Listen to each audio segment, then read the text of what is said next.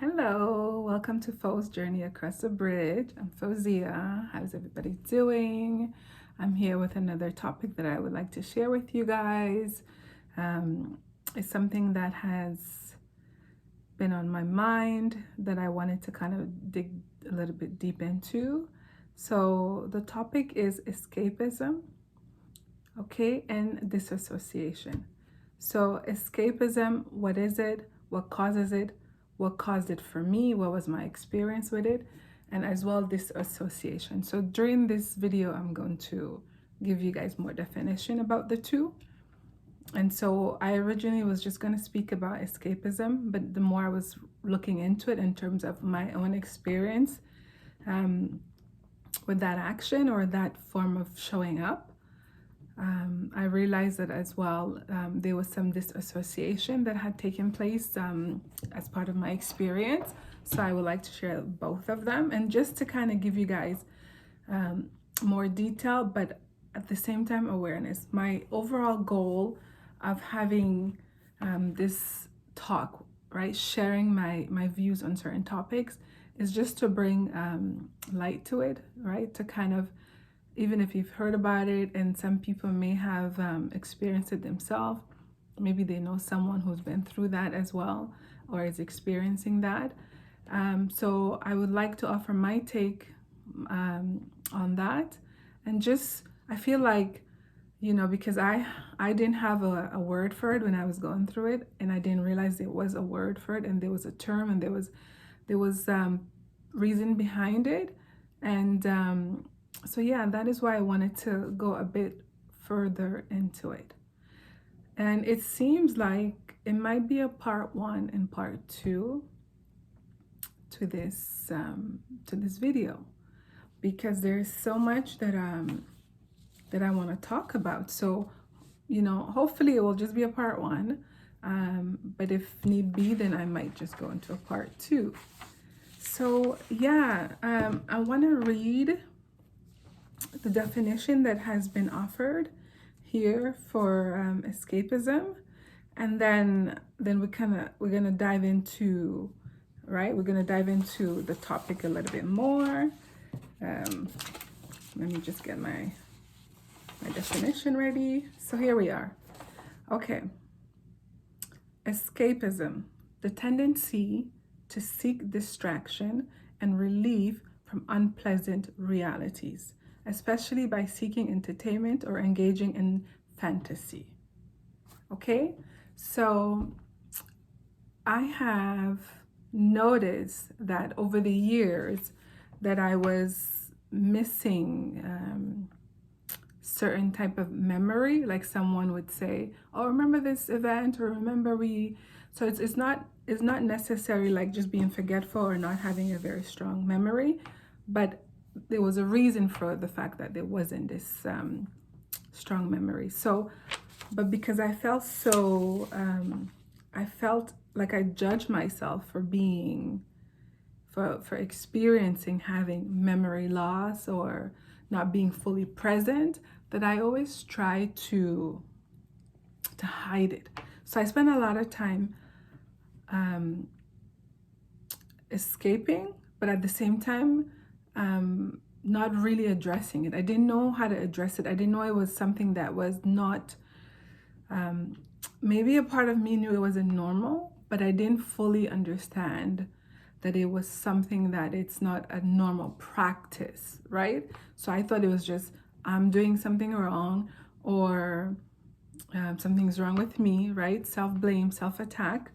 And so, but because when I started my healing journey around 9 years ago, more things were coming to the surface for me, right? And so I was, seeing this tendency that I was not fully present. So when you start practicing mindfulness, when you start practicing meditation and just being centered and grounding yourself and being in the moment, right? I started noticing that I was more living in the future or in the past. Like I wasn't often in the present. And so I remember one time I had this coworker, and we were just having conversation and just like-mindedness. And he mentioned how he has gaps, like in his memory, like time frames where he just doesn't remember. And I remember when he said that, that kind of gave me permission to say, oh my God, me too. I feel like between this age and that age, I don't remember much, right? So, but you just kind of talk about it and you go, oh, that's interesting. But you don't, well, I didn't really look further into that. So I just kept it on my mind and I kept practicing being present. So the more I practiced being present, the more I started to realize, okay, this is not normal, right? Why am I escaping? So I would catch it. And I would call myself to the present. I would say, well, why do we not want to be here? Or, okay, let's leave this space right now and see what's going on. But when I left the space where I felt like I was about to enter a state of not being fully present, escaping that space, I would leave that space and I would go to the washroom or go somewhere private and just talk to myself and say, what's going on? What are you feeling? Why do you feel like you're not safe where you are? Or why do you feel like you want to kind of vanish, right? You want to escape it. So the more I was practicing that, the more I was realizing that I was doing that. And so one day I was watching, I think not too far back, maybe a year or so ago, I was watching a show and this actress was asked, she was shown a clip of her when she was younger and she was, doing this one role. It was very funny and everything. So they asked her, do you remember that experience? How was it like for you? And she said, no, I actually don't remember. And she goes, I used to escape often, so I don't have memory of that. And she was like, I don't know if she said I suffered through escapism, but she used that word and I thought, okay.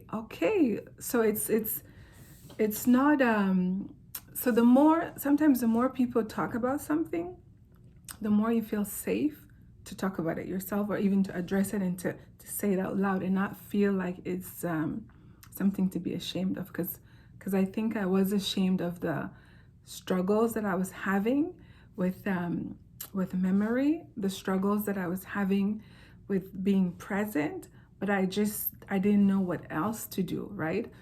But through the journey of awakening, I started identifying behaviors and I started identifying that they had names, and I started being more able to sit with them and to catch myself and to walk myself through what was happening at the moment rather than escaping, right? So yeah, so that was something that I had caught on. And then when I look back, I think of moments where I remember I was 12 years old and a friend of mine, we were playing in the neighborhood, and then we went into this one of our friends' building, and then there was this guy there who was like, he was homeless. He was living in that building, and we were just like being mean kids. We were like teasing and stuff like that. And I remember this, he just got up and he started chasing us, and we were running, and I was in front of her. So when I got to the building door to open it to go outside, I couldn't move. I froze. And I remember my friend ran behind me and she's like, what are you doing? And she pushed me out of the way, pulled the door open and ran out, and I ran right behind her. And when I got outside, I was like, So I was breathing, and I remember it was sunny, it was warm, it was beautiful. And I remember thinking, I could breathe better. It was almost like I had stopped breathing when I was frozen in front of the door. And then all of a sudden I was back in myself, right? I was fully present. The air was flowing. And so I remember that, and she was really upset with me. What are you doing? Why did you do that? And I had no answer other than I froze, and I didn't know how to get out of that stuck space, right? The energy in my body wasn't flowing. as naturally as it just was. I guess I entered a space of terror and I was really scared, and then I just, I froze. And I think as a child, that was one of the ways that I had learned to escape spaces if I didn't know how to physically escape a space. Do you see what I'm saying? And so I can give you another vivid example of, of just escaping as well. But I think, with the example so far that I have provided, I hope that it's kind of offering you more of an insight into my own experience of how that was showing up for me, right? So again, this is just to bring awareness if someone is experiencing these behaviors of freezing and not being able to move, or being in a certain space and completely like checking out, but not even like checking out to daydream or whatever, zoning out, but it's more like not fully being connected to your body, right? Like you're in there, but you're not present. And so I started reading a little bit about, the more I was researching about escapism, I started going into this, finding more definitions in terms of,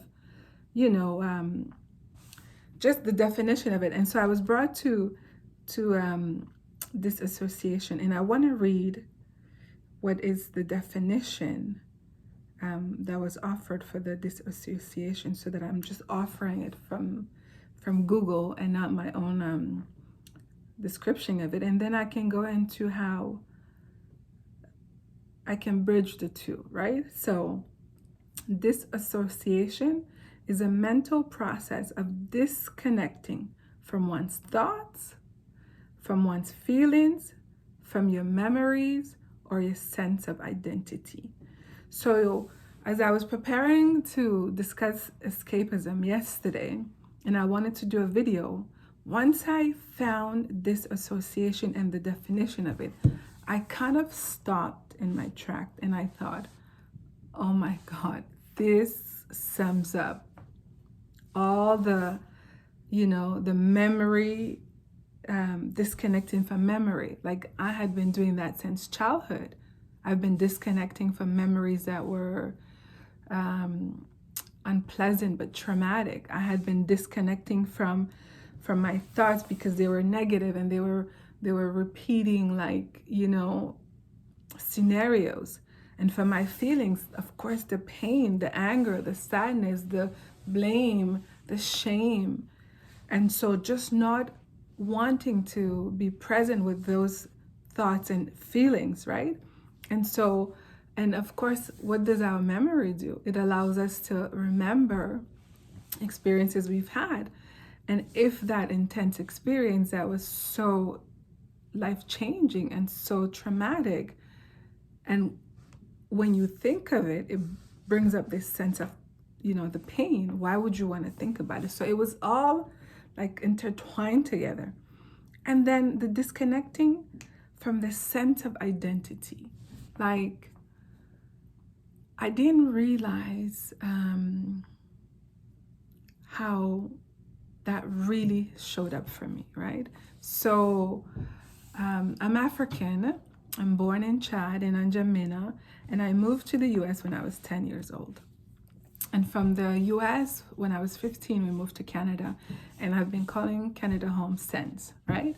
And so I'm here in my 40s, and the reason I'm giving you the journey and the back information with reference to the sense of identity is I didn't realize, not only after having experienced this traumatic event in my childhood, did I start separating myself from the part of me that is almost like you experience a traumatic event today, and right after that traumatic event, you start to reject so much of that, right?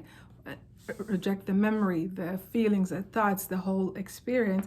So it's like you can't, not knowing how to deal with that, you start to look for soothing or other ways to take care of yourself, right? And so creating a different narrative, like either that wasn't me, or that didn't happen to me, or just something different, right?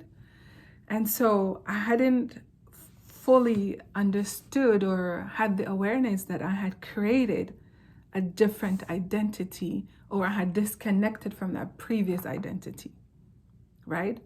So imagine to have a whole life up to the age of 10 years old, right?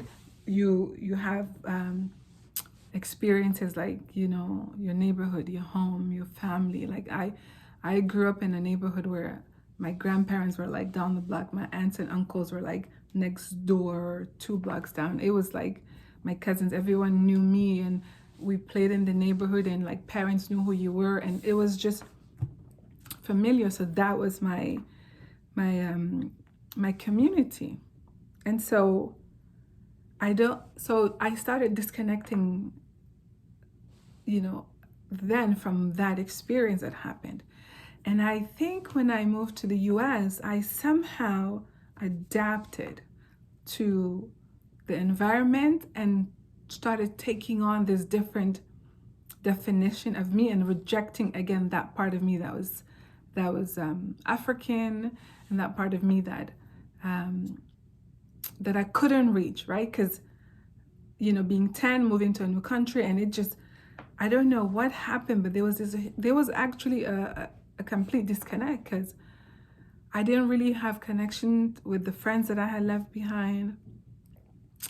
My grandmother, you know, family members, and of course that's something that I can ask, you know, look into later, like, hey, you know, why did it happen that way? But that was the way it happened. So it was a disconnect from the life I knew, right? Was it by choice? Was it me saying I no longer wanted that? But it wasn't available to me. So I think I began not needing it, creating another narrative. I don't need it.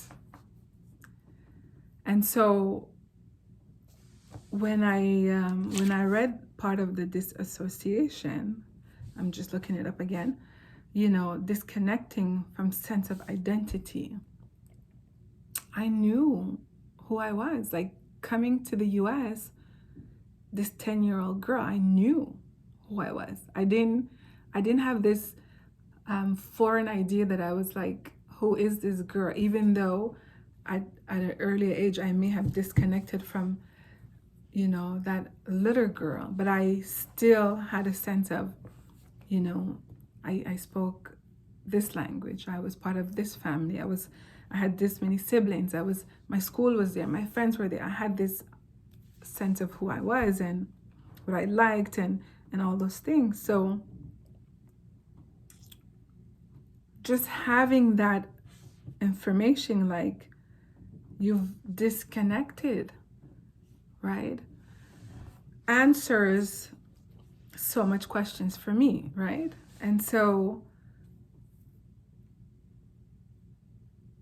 how is it showing up for you? How, or maybe it's not showing up for you. Maybe hearing this and watching this will help you to, or allow you to see that in someone else, and then maybe bring it to their awareness. Like, say, did you know that often you're not present, that you're disconnected, right?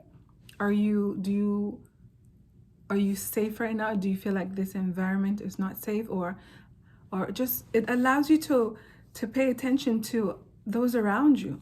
And maybe you can bring this information to them where they can look into it. Am I escaping?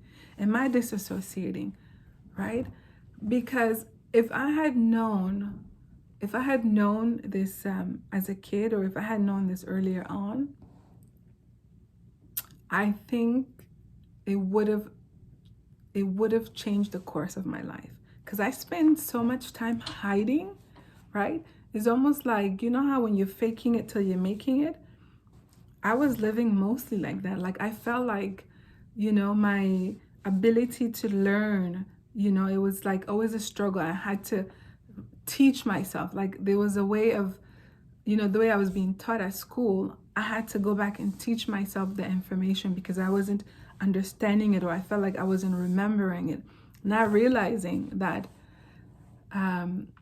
something had happened to my mind to cause it to want to escape certain environments when I felt threatened or unsafe, to want to disassociate from my feelings and my thoughts, right? When it was just too much to bear. I didn't realize it because also to have blocked, right? To have blocked the memory, then I didn't have access to why I was doing it to begin with.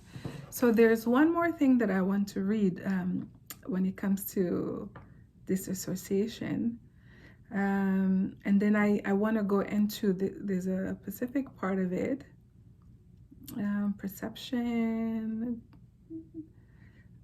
Okay, let's see right here. Let's connect from this round, which can stop the trauma. Okay, so listen to this, right? When people are disassociating, they disconnect from their surroundings, which can stop the trauma memories and lower fear, anxiety, and shame. Being ashamed that this happened to you, right? So you want to disconnect from all that. Disassociation can happen during the trauma or later on when thinking about or being reminded of the trauma. Like, for a very long time, I didn't know that I had experienced a traumatic event. I didn't know. I just, I suppressed it. Like, it was just deep, deep down. And so all the signs of escapism, disassociation, and memory loss, and all of those things, I didn't know the reason for it. I just felt like I wasn't smart, that I was dumb, that I was stupid, that I was unable. Like, I judged me, and I was, while judging me for not having those abilities to be present and learn, right? To be present and remember.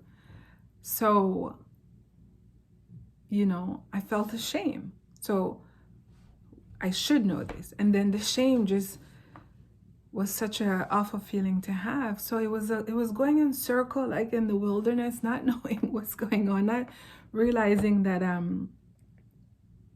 there was a reason behind it.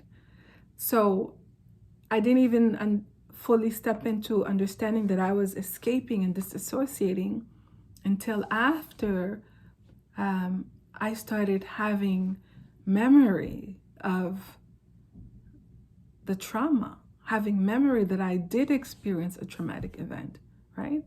And to be fully honest with you guys, those memories started coming back when I started creating a life where I felt safe. Like, my guards were down. I felt completely safe. I was in an environment that I was helping create, and I was around people that I felt like I was safe around. And so they just started coming up. Like, I was just surrendering to being moment in the present. That's how the memory was coming back for the traumatic event. And then from that, I started saying, okay, well, researching what happens when you experience traumatic events. And so it just opened this floodgate of like information and healing and opportunity to grow and understand my mind and not be so harsh with myself. Because I also realized, like, when I am in professional settings and I feel like there's an authority figure that can, I don't know, it just puts me in this state of worry, like I'm being judged or I'm being, like, fear takes over me. And then it's like my ability to deliver just tends to kind of slow down. Like, I would start to feel like a numbing or pressure on my arm if I were to write or type. I feel like the words I'm writing, I start to forget those words. Like, it's like, I know this word is a 4-letter word. Why am I not remembering this word? And so just catching that and not escaping, right? I would be in professional settings and it would come up, and I noticed that the years before I would like create some, like a commotion or create some kind of like movement or to kind of get myself to move from that space or cause a distraction and then allow myself to have a private space to do something, right?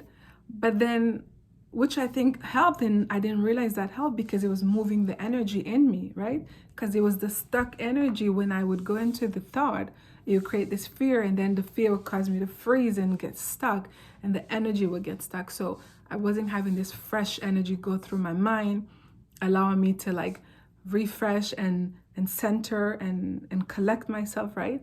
And at the same time, just allow the energy to flow through my body, so then I can type and use my hands. So I was catching all of that. I was observing all of that, and then I started saying, when it would show up, I would say to myself, "Oh, I'm feeling scared right now. I feel like I might mess up, and it's almost like jeopardize my job, and then the fear of not having a job and not being able to perform, and then how you're going to take care of yourself." And so it goes into this cycle of, if I mess up this, then it would cause a ripple effect, right? And it always brought me back to being alone. And the fear that I had of being alone was, if I'm alone, then this traumatic experience can happen again. So it was a lot of things connected to the trauma that I didn't know.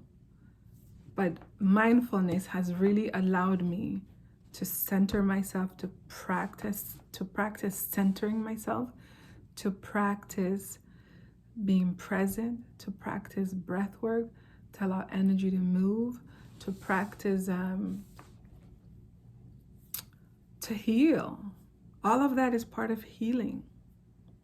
So am I completely healed from the traumatic event? I don't know, but what I can tell you is I'm aware of situations that can cause me to, or that had caused me to escape or disassociate, that I am more courageous, that when I do feel like a certain environment is too, it might be an environment that might be an intense fearful environment, I call attention to myself. I say, I'm here, I'm in this moment, this is what's happening. So I kind of reassure myself and walk myself through it. And I have done that so much over the last 9 years that I am more grounded in who I am and who God has called me to be, that I have the strength and awareness and the tools that I need to stand fully in what's going on and not allow that storm to pull me in, right? So I hope that sharing my experience and how it showed up for me, take whatever's beneficial from it and ask yourself, go research escapism, go research dissociation, go research trauma, go research memory loss, right?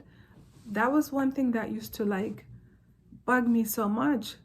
And I've often relied on the memories of siblings and stuff because there were time gaps, right? And you're not smart, so you don't remember. But it's the disconnect that I was expressing, that had become a response due to trying to survive the trauma. I didn't know that. So look up those words for yourself. Sit and ask yourself, have I ever experienced this? Am I showing sign of this?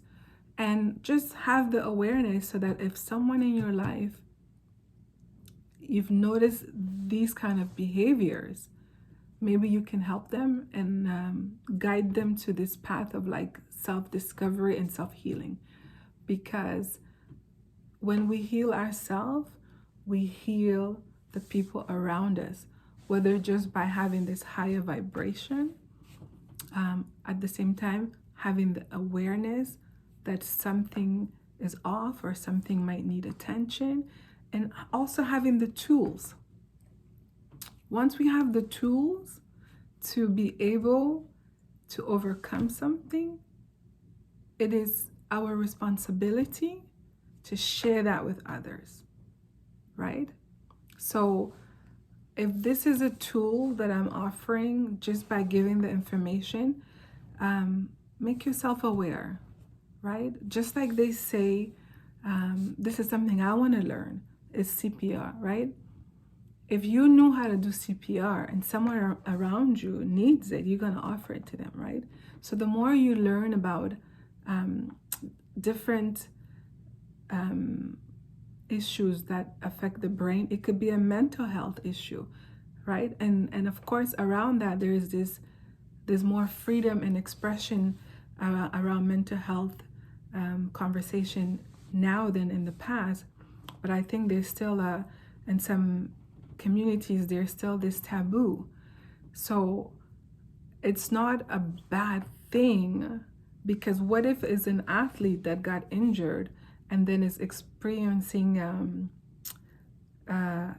injury, a brain injury due to that, right? They have to go through rehab. They have to learn again. So whether it's someone who has experienced a traumatic event, or whether it's just someone who was born with a certain mental illness, there's so much freedom and liberty, and just understanding something, having the knowledge that, oh, this is, even if you're born with it, my genes don't work this way, this is why. And then just accepting self.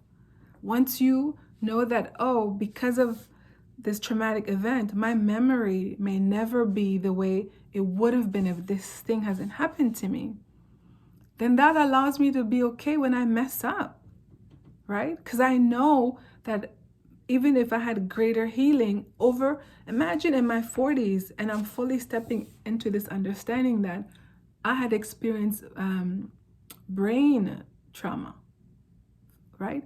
Like, even though it was a physical trauma, it had affected my brain. So yeah, just accepting yourself and however you're showing up, right? Not trying to fit into an idea that a perfect person looks like this, talks like this, knows this, operates this. And I was a huge perfectionist pursuer. Like, you're not gonna catch me off like not being perfect. And when I would find myself in this where I had to show up as pretty, where I had to talk smart, where I had to know everything, I would just allow myself to fall. Like, there were moments where if I felt like I was so obsessed with having a certain type of look, then I would just don't wear makeup. And there were times where I would just cut all my hair off because I felt like I was sticking too much to that identity. So I hope it doesn't sound like I'm going off topic. What I'm trying to say is acceptance of self, right? And if you're not fully accepting yourself for who you are, where you are, ask yourself, what's going on with me? Is this natural? Is there something else that's causing me not to accept myself? And once you do understand that you do struggle or had suffered from escapism and dissociation and may need to heal the mental illness that you're experiencing, right? Accept that. Love yourself unconditionally. Allow yourself to heal. Allow yourself to say, I'm going to look into that. So not to go any further, I think this will be a one-part video, and I try not to edit my videos, only because I don't know if I would take a part that's important or part that is not. And I try to speak from a space of where I align with my heart and I connect to my guide, to God, and then I speak from that space, right? So then if I feel like I'm going off alignment, I try to center back and focus on what I think the message is. So explore these two words for yourself, and allow it to also be a tool that connects you to the people around you. Maybe they don't know that they are escaping, that they are disassociating, because when that happens too, it can cause people to, when they're not present, they're not fully engaging. It can heal relationships. It can heal a person in your life which can then lead to a better relationship that the two of you can have, right? So please take this as a tool that you can use as, you know, awareness, and pay attention to those around you and see if you know, maybe they don't know that they're struggling with a specific thing. Maybe they've been just ashamed about it and hiding it. That maybe is something they can work through and heal, right? Heal yourself and help heal those around you. So this is Fauzia, and you're tuned into Fo's journey across the bridge from my mind to my heart. And I would say subscribe to my channel so that you are up to date with the videos that I post, and hit the notification button so that anything that I do post, that you know, that you get notifications, so that you get to not miss out on it. And if you like my way of sharing with you guys information about these different topics that come up for me that I feel like are important, and I wish I had awareness around it, and I want to share with you guys and inform you guys and give it to you as a tool, then click the like button. And yeah, thank you. Stay tuned to my next video. I'm actually looking forward, because I think there's so many great topics that I'm looking forward to dive into. So stay tuned. And again, this is Fo on First Journey Across the Bridge. Bye.